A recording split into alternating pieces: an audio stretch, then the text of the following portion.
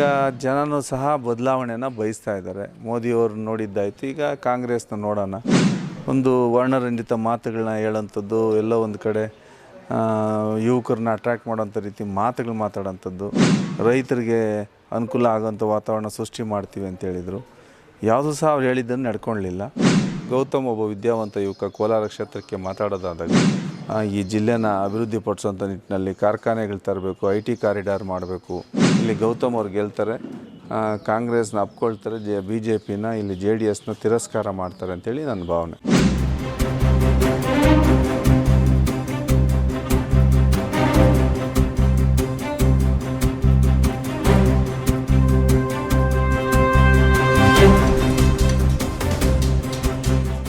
ಈಗ ನೋಡಿ, ಈಗಾಗಲೇ ದೇಶದಲ್ಲಿ 10 ವರ್ಷದಿಂದನೂ ಸಹ ಮಾನ್ಯ ಪ್ರಧಾನಮಂತ್ರಿಗಳು ಈ ದೇಶದ ಭವಿಷ್ಯನ ಕಟ್ತಾರೆ ಅಂಥೇಳಿ ಅವ್ರ ಮೇಲೆ ನಂಬಿಕೆ ಇಟ್ಟು BJPಗೆ ಮತ ಕೊಟ್ಟು 10 ವರ್ಷ ನೋಡಿರೋಂಥದ್ದು. 10 ವರ್ಷದಲ್ಲಿ ಅವರ ಸಾಧನೆಗಳು ಅಂತ ಹಿಂದಿರುಗಿ ನೋಡಿದಾಗ ಕಾಂಗ್ರೆಸ್ನವ್ರು 50 ವರ್ಷ ಏನೂ ಮಾಡಲಿಲ್ಲ, ನಾವು ಮಾಡ್ತೀವಿ ಅಂಥೇಳಿ ಅಧಿಕಾರಕ್ಕೆ ಬಂದರು. ಆದರೆ ಇವರು 10 ವರ್ಷದ ಕೊಡುಗೆ ಏನು ಈ ದೇಶಕ್ಕೆ ಅಂತ ಹುಡುಕ್ತೀವಿ ಅಂದ್ರೆ ಎಲ್ಲೂ ಕಾಣೋದಿಲ್ಲ. ಅವರು ಪ್ರಯಾಣ ಮಾಡೋಂಥದ್ದು, ದೇಶ ವಿದೇಶಗಳನ್ನ ಸುತ್ತೋಂಥದ್ದು, ಒಂದು ವರ್ಣರಂಜಿತ ಮಾತುಗಳನ್ನ ಹೇಳೋಂಥದ್ದು, ಎಲ್ಲೋ ಒಂದು ಕಡೆ ಯುವಕರನ್ನ ಅಟ್ರ್ಯಾಕ್ಟ್ ಮಾಡೋಂಥ ರೀತಿ ಮಾತುಗಳು ಮಾತಾಡೋಂಥದ್ದು, ರೈತರಿಗೆ ಅನುಕೂಲ ಆಗೋಂಥ ವಾತಾವರಣ ಸೃಷ್ಟಿ ಮಾಡ್ತೀವಿ ಅಂತ ಹೇಳಿದರು. ಯಾವುದೂ ಸಹ ಅವ್ರು ಹೇಳಿದ್ದನ್ನು ನಡ್ಕೊಳ್ಳಲಿಲ್ಲ.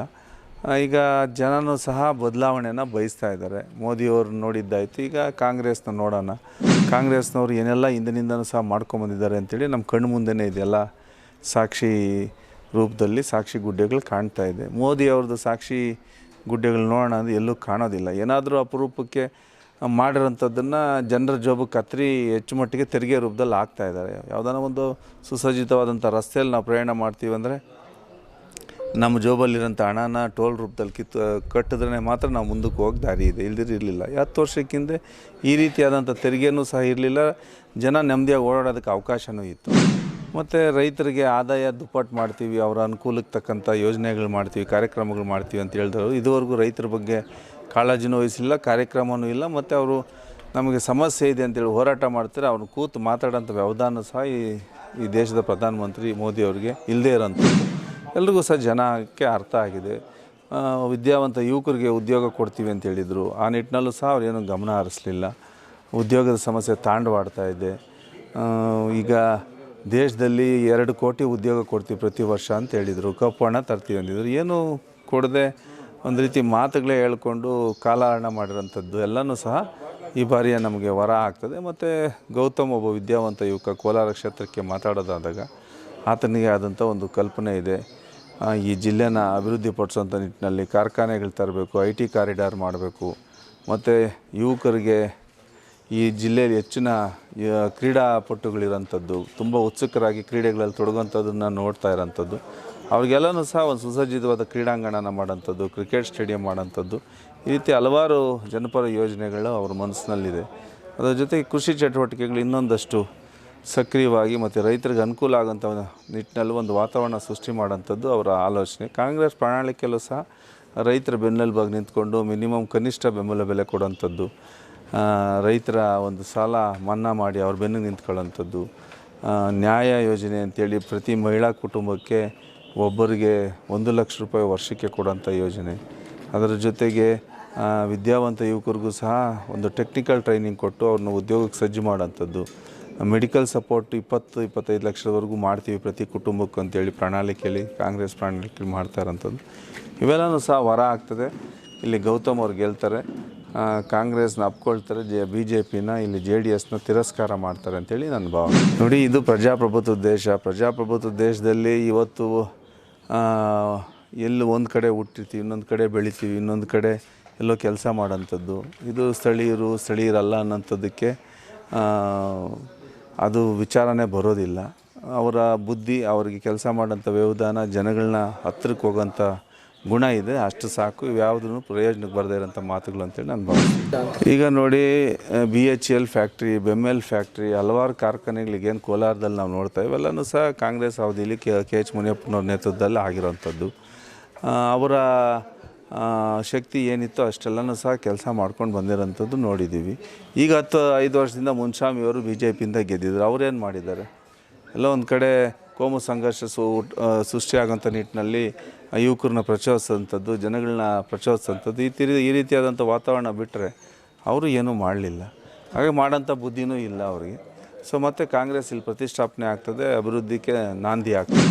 ಈಗ ನೋಡಿ JDS ಸಂಪೂರ್ಣವಾಗಿ ಮಂಡಿಯೂರಿ BJP ಜೊತೆ ವಿಲೀನ ಆಗೋಂಥ ದಿನಗಳು ಹತ್ತಿರ ಆಗೋಗಿದೆ. ಮುಂದೆ JDS ಉಳ್ಕೊಳ್ಳೋದಿಲ್ಲ. ಈಗ ತನ್ನ ಸ್ವಂತ ಭಾವವನ್ನು BJPಲಿ ನಿಲ್ಲಿಸಿದ್ದಾರೆ.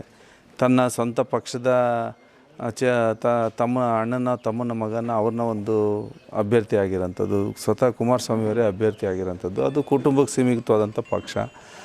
BJP ಜೊತೆ ಆಲ್ರೆಡಿ ಸಕ್ರಿಯವಾಗಿ ಅವರು ಹೊಂದಾಣಿಕೆ ಮಾಡ್ಕೊಂಡಿರೋದ್ರಿಂದ ಭವಿಷ್ಯದಲ್ಲಿ JDS ಏನು ಉಳ್ಕೊಳ್ಳೋಂಥ ವಾತಾವರಣ ಕಾಣ್ತಾ ಇಲ್ಲ.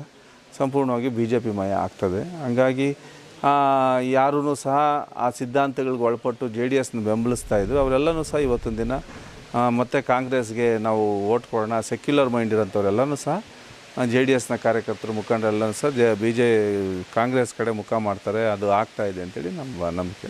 ಯುವ ಉತ್ಸಾಹಿ ಕಾಂಗ್ರೆಸ್ ಪಕ್ಷ ಅವರ ಶ್ರಮ ದುಡಿಮೆನ ಯೂತ್ ಕಾಂಗ್ರೆಸ್ನಲ್ಲಿ ದುಡಿದಿರೋಂಥದ್ದನ್ನ ಗುರುತಿಸಿ ಒಂದು ಸಂಸದರ ಸ್ಥಾನಕ್ಕೆ ಒಂದು ಅಭ್ಯರ್ಥಿಯಾಗಿ ಅವಕಾಶ ಕೊಟ್ಟಿರೋಂಥದ್ದು ಮತ್ತು ಅವ್ರ ಬೆನ್ನಿಗೆ ಪಕ್ಷ ನಿಂತಿರೋಂಥದ್ದು ಒಂದು ದೊಡ್ಡ ಶಕ್ತಿ. ಮತ್ತು ಎಲ್ಲರೂ ಸಹ ಬೆರೆಯಂಥ ಗುಣ ಇರೋಂಥದ್ದು ಮತ್ತು ಭವಿಷ್ಯದ ಬಗ್ಗೆ ಚಿಂತನೆ ಇರೋಂಥದ್ದು, ಇವೆಲ್ಲವೂ ಸಹ ಜನಕ್ಕೆ ಇಷ್ಟ ಆಗ್ತಾಯಿದೆ.